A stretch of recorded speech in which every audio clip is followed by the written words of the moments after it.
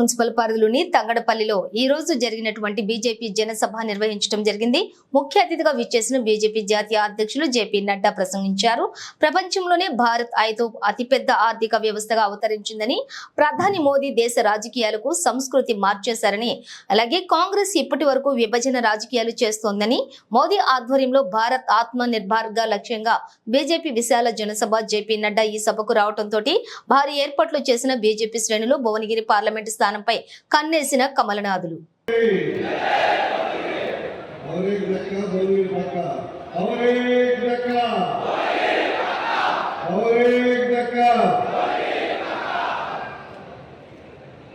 ధన్యవాదాలు।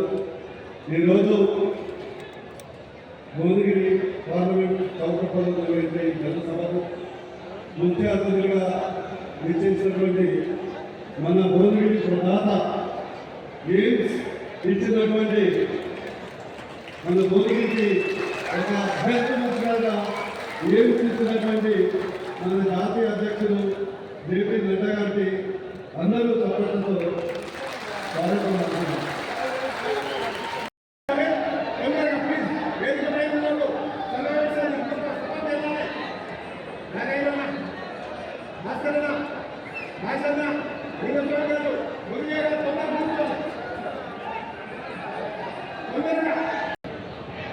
भारत की राजनीति का कल्चर, भारत के राजनीति का चरित्र, भारत के राजनीति के कार्य करने का तरीका पिछले 10 सालों में बदल दिया है और एक नया भारत आगे बढ़ा है।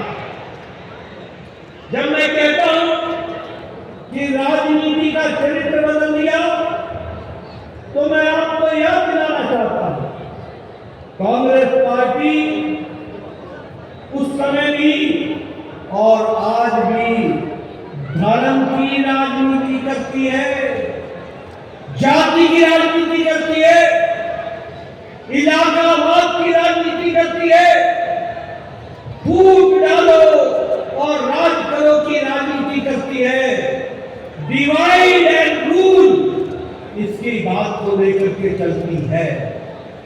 लेकिन 10 साल में मोदी जी ने इसको चैलेंज कर दिया, इसको एक तरीके से समाप्त कर दिया और भारत की राजनीति अब विकासवाद की राजनीति बन गई।